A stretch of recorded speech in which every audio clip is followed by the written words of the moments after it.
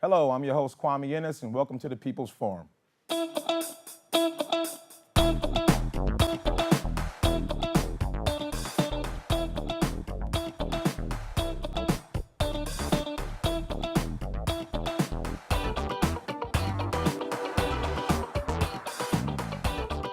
Welcome back, America. Welcome back. We have a great episode this in store for you. We're dealing with gun control. Very divisive topic. I've got fantastic guests, Mr. Robert Hornak, the former president of the Queens Republican Executive Director, of the Republican Party of Queens, New York, Mr. Mike Timlin, gun shop owner from Westchester County, Mr. Jason Gerald, retired NYPD sergeant. Yes, sir. Okay. Yes, sir. All three very qualified guests, and we're going to get into this. But before we do, I would like to have something put on the monitor, and I'd like our audience and you guys to be able to look at the Second Amendment in its entirety, and I'm going to read it and go through it. Okay, Second Amendment reads, a well-regulated militia being necessary to the security of a free state, the right of the people to keep and bear arms shall not be infringed, period. We have our President 45 about to install or has already picked a new Supreme Court justice, and I'm sure this will be part of the argument as well. Mm-hmm. Okay, I'd like to pose the first question to the gun shop owner. Sure. Okay, what's your take on this whole fight, Mike? I believe what our problem with gun control is that everyone has a different level of security in their lives. And what winds up happening when you have this different level of security is that what you personally feel makes you safe versus what somebody else personally feels makes them safe. So when we have this conflict of people's level of safety, then it becomes an issue of whether or not I want to carry a firearm based upon my level of safety. Some people I know are just vehemently against it. And because of that, they don't want to carry a gun. But then there's other people that say, you know what, I feel much better in my life if I had one. And who's to say who's right or wrong in that particular matter? Really quickly, as a commercial shop owner, what's the process if I walk in off the street and I say, hey, you know what, strictly talking about long gun first and then handgun. What's the process? Well, long gun in Westchester County is different than long gun in New York City. So for speaking of where we are, New York City is a little more restrictive. New York City requires licensing on every level. Westchester County is a little bit different. Westchester County requires licensing on the pistol side, not on the long gun side. The long gun side is restrictive, not restrictive. It's just a background check, of which probably we'll discuss a little bit more about the background check and its process and how that works. But you do get a background check, and you can be cleared on the spot, and then you can leave with a firearm that day. And just for context, most places in the country, to get a long gun, you can walk into a Walmart, show your identification, and walk out with it, correct? Not without a background check, but correct. Okay. A background check lasting 2 days? Depending on state. Okay. Go ahead. Yeah, so that's basically the procedure for getting a firearm. And the funny thing about Westchester County or New York City is the handgun permitting process, of which a lot of people believe that the handgun process is something that's quite simple. It's not. It's almost 6 months before anybody can even think about getting a handgun in Westchester County, and probably equally the same in New York City as well, after an extensive, and I mean an extensive background. It is not an easy process at all whatsoever. If you do not live in New York City and you live outside of New York City and you believe you're getting a firearm, probably the answer is not. You will not get one. There would be no reason that they would give you one at all. Okay. Full disclosure, I've got to show another image that that is a little emotional for me. It's an image of my father. My father's name, of course, is Roy Ennis, longtime NRA board member. Sure. He's happened to be on the cover of one of the last magazines, and I'm going to put that up just so you guys can get a look at that. He was a longtime board member, along with Wayne LaPierre, Charlton Heston. believe Charlton even brought him to the NRA. What is your opinion on the NRA, Mr. Hornak? NRA is a necessity. People like to demonize the NRA as being a driver of ideas that are pro-gun and anti-people. That's absolutely fallacy. The NRA actually represents millions and millions of gun owners all around the country, and many millions more who agree with them but aren't necessarily members, who believe that we have, as Americans, the right to bear arms. Would I be wrong in saying that the position of the NRA has changed over time, though? Initially, strictly as an organization for sports shooters, to now taking a political stance and not even coming out during. I just want to finish. No, please, please, coming sorry. out during all shootings, almost kind of cherry picking the shootings that they come out for or against. Well, first of all, I think you can say the NRA has come full circle. Because in the very early days, the NRA supported the rights of freed slaves to be able to buy firearms. That was actually a very contentious issue in the early stages of this country. In more recent years, they have taken center stage as the advocates of gun rights and civil rights for gun owners. And yes, they haven't spoken in detail following every gun shooting or popular, well-known gun shooting. I shouldn't say popular, but notorious or well-known gun shooting. I don't know if they need to. How could they? How could they? How could they? In the climate, in the environment that we live in today, where anything that comes out of your mouth is going to be scrutinized by either the internet, by social media, by anything, it is not, for an organization, ultimately a business that would come out on everything just to make a statement and to get ridiculed on every direction on that is not a good business decision at all whatsoever. So if you're running an organization, no matter what it may be, we could say something here today, right now on this panel, and tomorrow this people's forum's not on here anymore because there's going to be 25 people on Facebook right now that are going to protest us, and it's over. Well, so you have to really watch. It's not so much as they're sitting there choosing on whether or not it's good to talk about. It is probably a strategic decision on whether or not it's going to hurt their business. And that's, interestingly enough, that's how they have to operate nowadays. 1 second, Jason. Is the NRA a business or is it a movement? It is now a business, I believe. It's a business like anything else in this world is a business. We choose as human beings right now to try to be human beings. But unfortunately, we're driven to do something business-wise, and we're all doing something as a business. And we try to act appropriately, but ultimately, we're a business, and we need to feed our families, and we need to do what we have to do. And if something's going to happen in which are going to ruin our business and ultimately our goals in life, we're gonna have to think twice about doing it.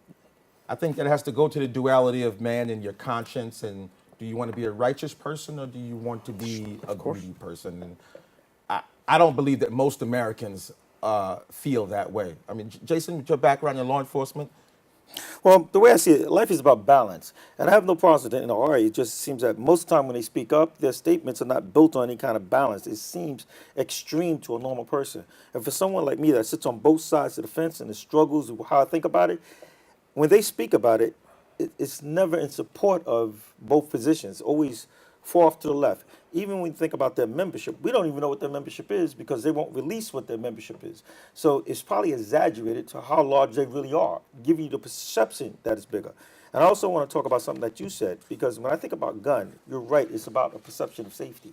The average person, even with a firearm, would not be able to keep themselves safe because there's a mindset that goes with using a weapon, which is why when we train, they dehumanize our target. We don't think of our targets as fathers, sons, brothers.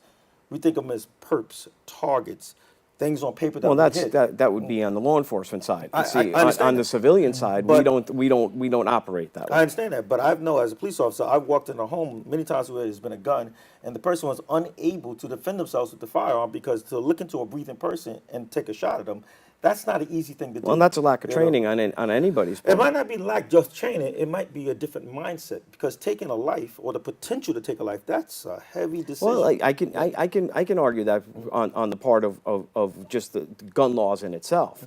You know, let's take New York City for example.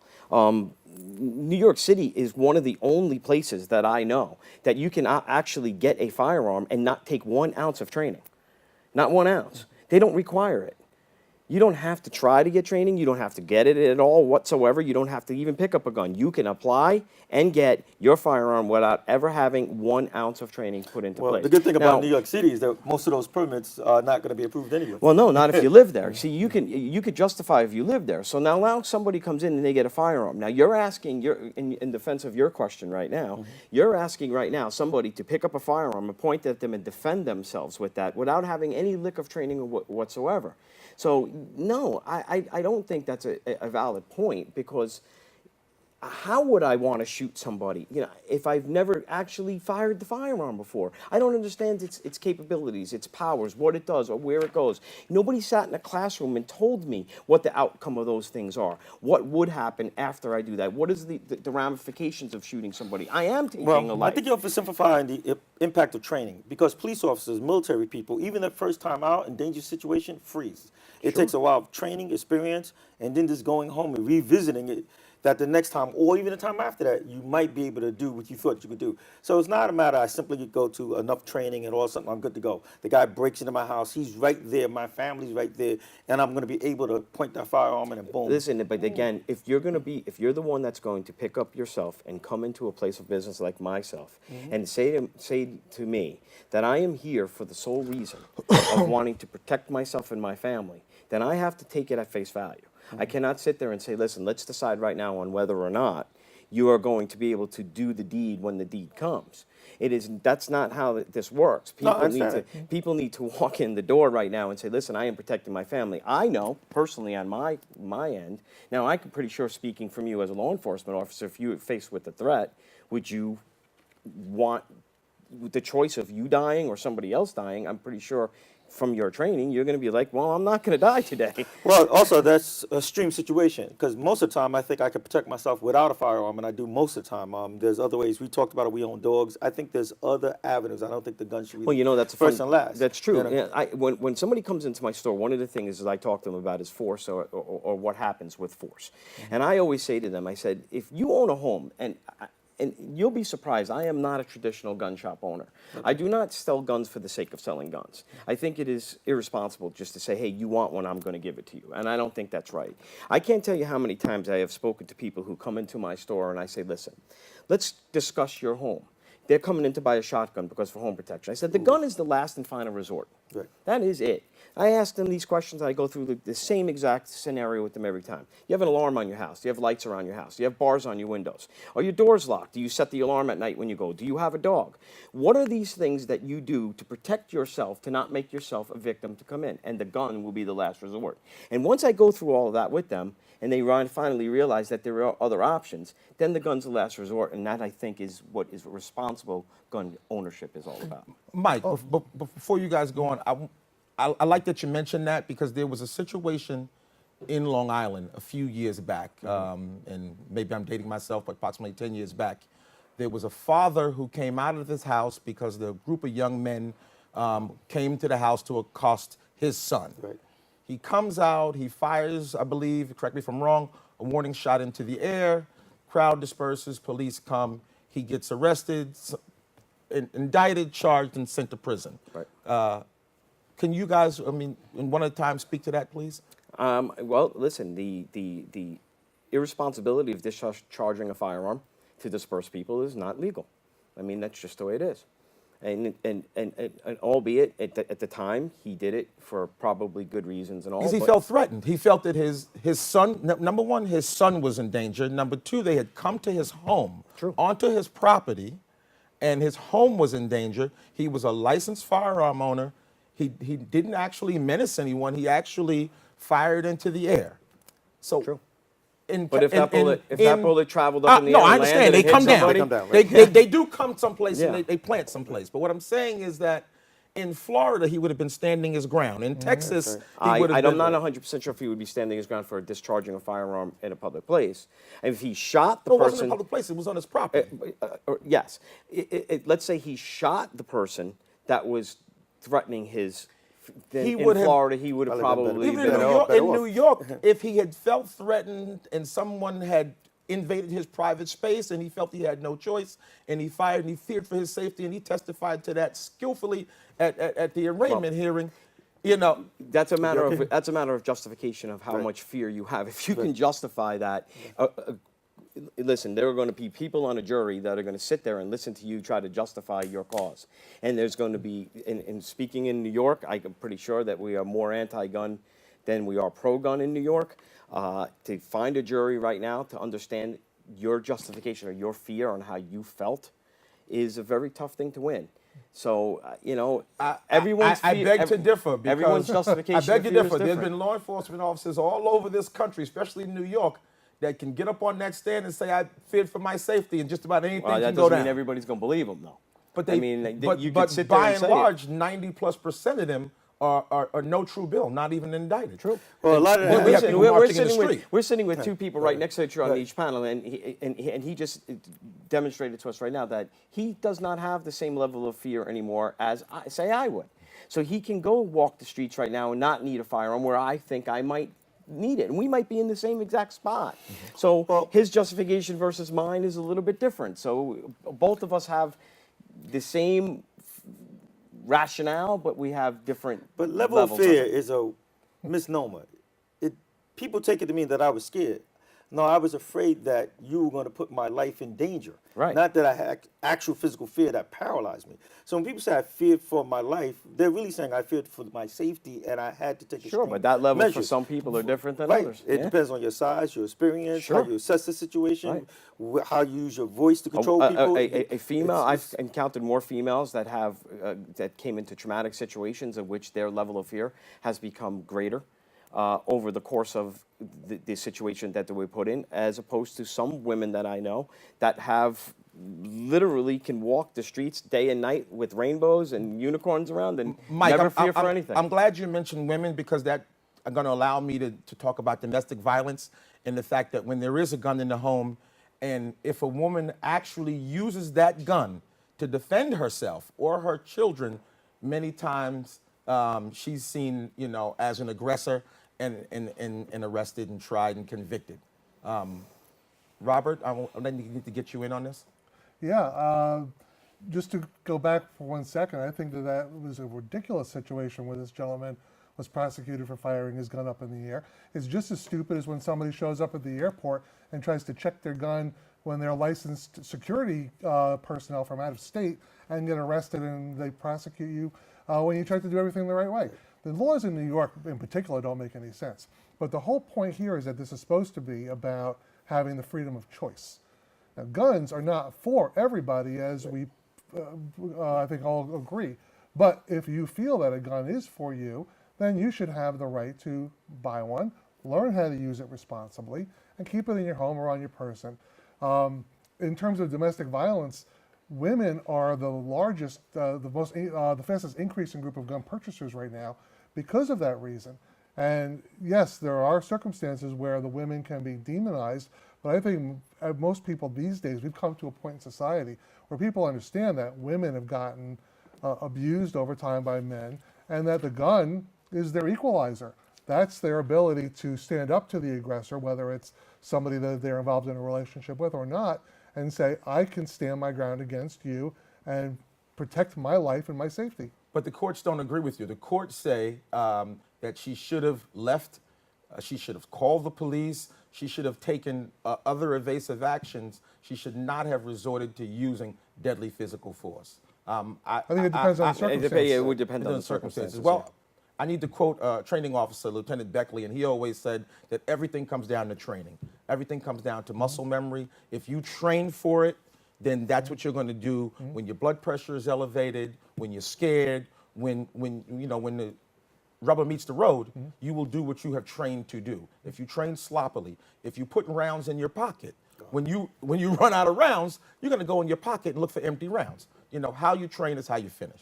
But it's also important to remember that you don't have to actually use the gun for it to be an effective deterrent. Okay. Now, Go ahead. statistics show that defensive gun uses in this country take place anywhere, depending on the study, from about 100,000 times a year to up to 2.5 million times a year. Probably somewhere in the middle there somewhere. But that's a significant number of defensive gun uses. That does not equal the number of gun injuries that are reported in hospitals. So what we know from that is that most of the time, somebody is taking their gun at the top of their stairs and going, I have a gun, get out of my house. And the guys flee, or they fire a shot at the bad guys and they run. Most of the time, the bad guys aren't getting hit by the bullets. In some cases, they do. They don't get killed, but they get injured, and they get caught, a mile away from the scene. But the defensive gun uses is not something that should be dismissed out of hand. I'd like Mike to speak to that because I do not believe that in any way, shape, or form, and I know Jason and I probably agree, you do not take out a firearm Right, absolutely. to scare people. Right. No, I'm No, not that's saying one you of should. When that firearm comes Right, out of that absolutely. holster Right. or out of that Right. safe, it is for terminating Right. an The immediate threat. Absolutely. Nothing else. Right. I'm not It's disagreeing not for with that. show. No, No, but I I'm find saying that I that don't it just, scare anybody by taking it out. in the real world, that just happens to be the way it works. Most bad guys run at the sight of a gun.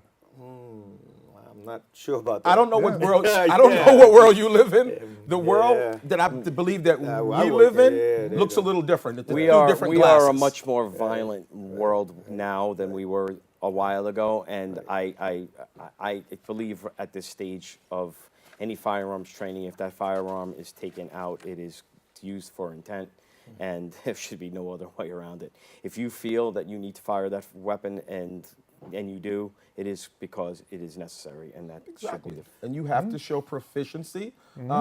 The firearm does not always work. Let's deal with that aspect. Well, I'll be honest with you. I have told many customers right now that if you come into my store and you tell me that you're buying a firearm to wound, I won't sell Stop it to it. you. Yeah.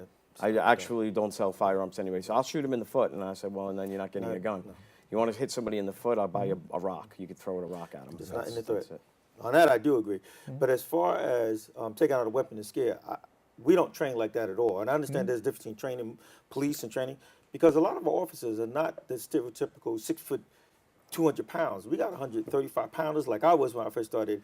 If I took my weapon out unnecessarily, I could be disarmed. So I really need to be very careful when I take it out. And it's not a question of just to scare somebody. Well, 'Cause- the civilian. Hold on, don't put words in my And mouth. I here. understand there's I difference am between not- police and civilian. I I want to get be that. very clear. Right. I'm not saying that people should use the gun as a prop. That is not what I'm insinuating. What I am saying is that when you look at the number of times guns are used defensively, then matched up against the number of times perpetrators are injured by those guns, you're finding that most of the time the perpetrator that is being deterred by the gun is not actually being shot. I'm just saying statistics. I'm not going to disagree with Robert. I mean, listen, if you have the situation in which you can pull your firearm out And not and hurt you're somebody. understanding you're in control of the situation, somebody comes into your house and you pull a firearm out and then they retreat. I mean, it's not necessarily we have to shoot somebody. I'm just saying, Right. I mean, there is levels of The this, but it's responsible- understandable that you're taking that firearm out with with the intent to end a situation. If the situation rectifies itself before you have to actually use deadly physical force, then so be it. That is fine. But what we were talking about earlier is just that way law enforcement is trained. We don't train civilians on the same any differently than we train law enforcement. When your firearm training is taking place, you're training for the purpose of ending a threat. And it doesn't matter whether it's law enforcement or it's civilian. It is the same actual training. There's no real difference in it. Listen, the purpose for getting a shovel is to dig a hole. Exactly. That's right. Period. But if you hear a noise in your house and you pull out your shotgun and you say, get out of my house, I have a shotgun, the person says, I'm your son, don't shoot, that's the responsible thing to do. Exactly. If you say, I have a shotgun, get out of my house, and the person doesn't belong there, 9 times out of 10, they're probably going to run. There's an Olympian from South Africa actually sitting in prison right now, and that scenario played out for him. I'm sure you guys remember Mr. Pretorius, Sure. Yeah. the Blade Runner, exactly. So it's all about training. When there's a gun in a scenario, whether the homeowner brings it or whether the perpetrator brings it, there's a gun in play. Likelihood of it being used. I want to take a few minutes, and I should have probably done this earlier. I want to speak to some of the homicides or deaths that occur with weapons, as in school shootings, and then lastly, suicides. Can you touch on school shootings and the training involved? Well, if we're going to talk about school shooting, it just sticking in my throat that the president thinks that we should arm teachers. And I know I'm jumping the gun there, but when I think about school shootings, I know as a law enforcement officer, if I have a shooting in the school and I'm called to that site and I'm walking in, I don't want to have to determine between whether there's a teacher that's legally armed and temporary posing as school security, or if that's my shooter. Plus, I don't think teachers really signed up to shoot people. I don't think that's their level of training. So even when I'm thinking about school shootings, I think there's some things that we could do that might decrease them without arming teachers, without having more guns by people who are not dedicated toward protecting that. I'm just not sure that's the route that I would do. I think we live in a bubble, and from being in New York right here, we live We in do. we We don't- live we don't have we the live in a measures, we right? live in a bubble, and the teachers and the teachers that are educators in this particular, especially the city area, that is a foreign thought, but anywhere else in this country, Midwest, that is not a foreign thought, and it is not outrageous, and it is actually something that I believe is anything properly trained. You can't sit here and try to say to me that I feel comfortable watching a female teacher huddled in a closet with 12 children defenseless. Waiting to die. Waiting Say to it, die. say it. Yeah, Waiting to die. Where because of a notion that I don't even understand. Honestly, it makes the argument makes. my no point sense is to That me at all. notion goes back to the 50s, the bomb shelter era, Yeah. when you go down into a Sure. basement or you hide under Sure. a desk. But when these active shooters into these buildings, Sure. they have a specific goal in mind, and that's carnage. Right. I told my children point blank, you're not going to hide under any desk. You're not going to hide in any closet. You will assess if you're on a first or second floor, and you can get to a landing, but you will get out of How old are there. your children? 22 and 16. I had the same conversation with my two children, 4 and 8. My 8-year-old. Sad that we live in a world that I have to have this conversation with an 8-year-old child. But if you hear, and I brought him to my range and let him hear from another room what gunshots sound like, put him in one room, sat in the other, fired the weapon. Listen, this is what it sounds like. If you hear that, I want you to leave. I want you to run as far as you possibly can. I want you to escape. Naive child says to me, well, I know karate. Well, it's fine. I'm glad you know karate, but we have this conversation, and that's now the way we are. But do I want my teacher to end a situation? I wouldn't have a problem. On that, you're hold missing on. it. On that note, we have station break coming Okay. up. Let me stop you for 1 second. When I made that statement was made 8 years ago. Okay? This is a passionate, poignant discussion, and we really didn't have enough time. I'd love to have you guys back. To my families out there who have suffered any member of your family's suicide, I promise to do another show on suicide and guns and suicide prevention. This was wonderful. This was wonderful. I think we needed this. It was a much needed discussion. Thank you very much. The People's Forum. Once again, I'm Kwame Ennis. If you'd like to send us an email, it's peoplestalkforum@gmail.com. The call-in number is 646-238-9808. Thank you once again, Kwame Ennis.